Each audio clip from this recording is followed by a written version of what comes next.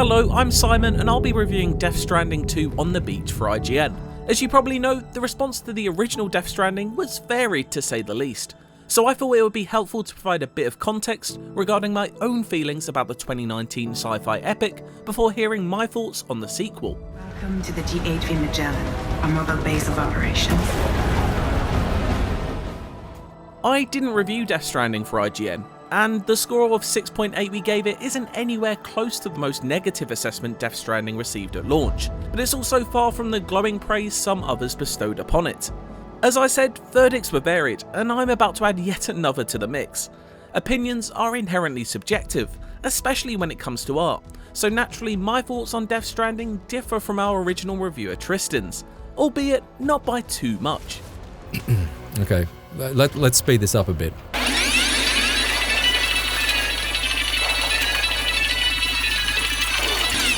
This is not a re-review, so you won't get a different score here, but let me explain what I did and didn't like about the original.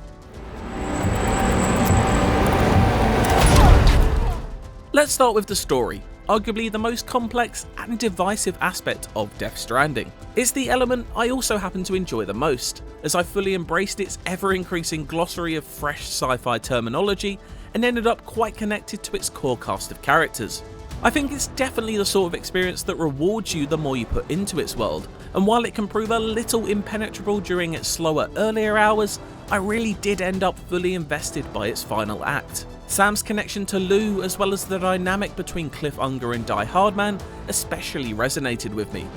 There is no atoning for what I've done. Die Hardman's final scene, brilliantly brought to life by Tommy Earl Jenkins, is one of the most affecting performances in a video game that I can remember. That's not to say that the rest of the cast aren't also fantastic. I could lay on praise for all of them, ranging from Margaret Qualley's dual roles to Léa Seydoux's complicated Fragile. I'm fragile. But Not that fragile. I'm looking forward to seeing new faces join them this time around, in particular Elle Fanning's enigmatic Tomorrow, and I'm willing to go on the record now as saying I don't trust her at all.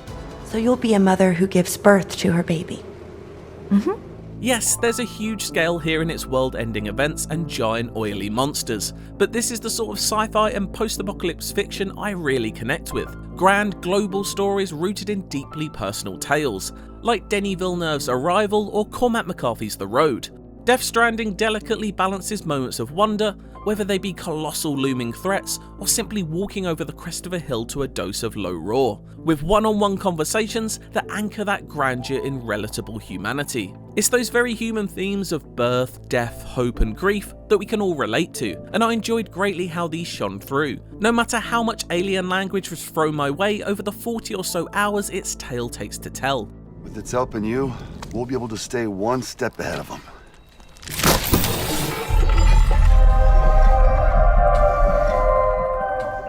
In terms of gameplay, it looks like we'll be getting more of that MGS flavoured tactical espionage action from Death Stranding 2, if recent hands-on previews are anything to go by. This excites me greatly, because no matter how much I enjoyed the original story, I'd be lying if I said I didn't find the act of actually playing Death Stranding a slog at times. In fact, it's what made me bounce off of it when it first released back in 2019. On my first go around, I got just a handful of hours in, before deciding all that walking just wasn't working for me. Its routine of setting out for a hike, crossing rivers and mountains, before eventually reaching nothing more exciting than a delivery location, became tiresome for me very quickly, especially during its laborious and seemingly never-ending third chapter. But I'm very glad I gave it another shot a couple of years ago, this time playing the director's cut to completion, as I found myself having a much more enjoyable time with it. That new version's addition of deeper combat and new delivery tools, such as the companion bot and catapult, introduced some much needed variety into the mix.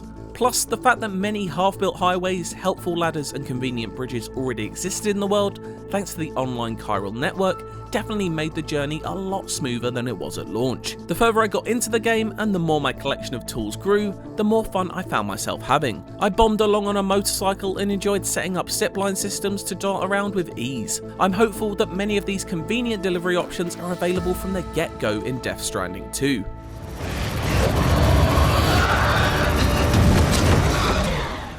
Travelling across Death Stranding's world was ultimately rewarding then, but I still can't say I ever fully clicked with its combat.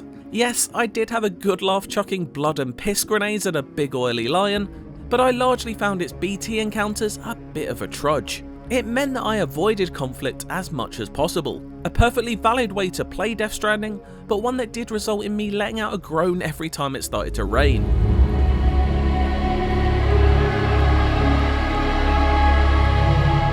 I also found myself largely dodging human enemies too, with their yellow hazmat suits often signifying tedious stealth situations. I'm encouraged then that Death Stranding 2 looks to be quite a bit more action heavy in the way it's expanding your arsenal, and enabling you to deal with threats in more dynamic ways. While I'm not asking for Sam to become a super soldier able to take waves of enemies head on, I am looking forward to wielding a bit more firepower this time around, instead of opting to skirt around the edges of combat.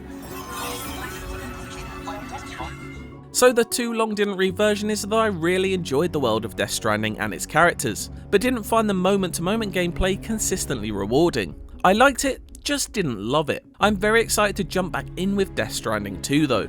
From what we've seen so far, it does look like the story is packed full of intrigue again, and that we'll be treated the sort of spectacle that rarely gets created outside of Kojima's studio walls. I'm just hoping it has the gameplay to match its cinematic ambitions this time around, and doesn't make the gaps between its gloriously sculpted cutscenes as much of a chore.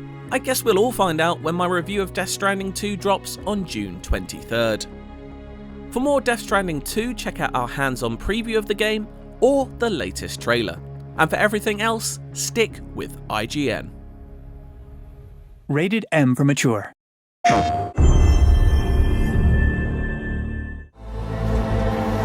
Sam, I'm asking you to extend the chiral network to the south. That's our last, best hope of saving the world.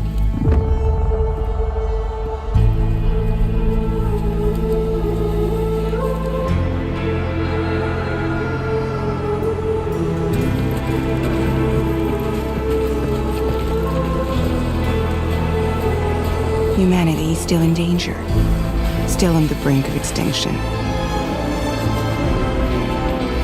Chiralium contamination is severe. The timefall storms are growing more intense as well. The rivers can flood in an instant, and earthquakes happen daily.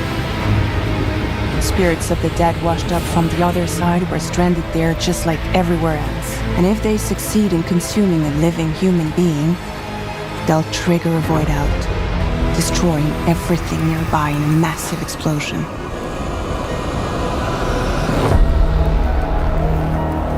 This is the cargo you need to deliver. Make sure to plot your delivery route.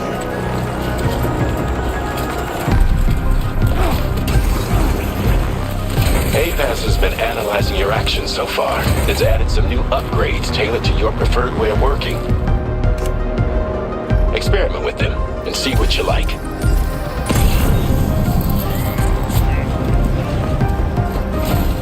Now displaying your current porter grade. Other porters are also able to make use of your structures. This way, you can help out the people who follow in your footsteps.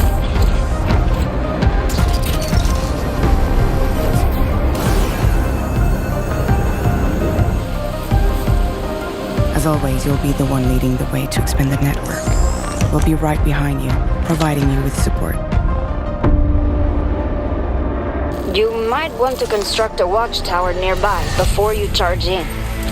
You can get a better handle on the situation and improve your odds of getting the job done quietly.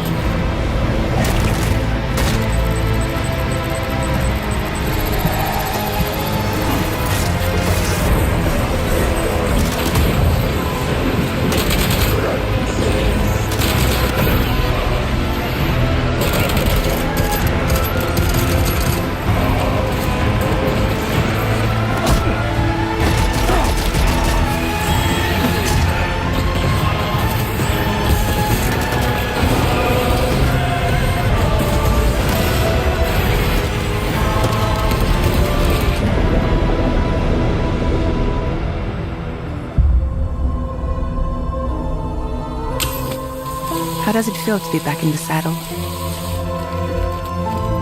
works same as it ever was. PlayStation.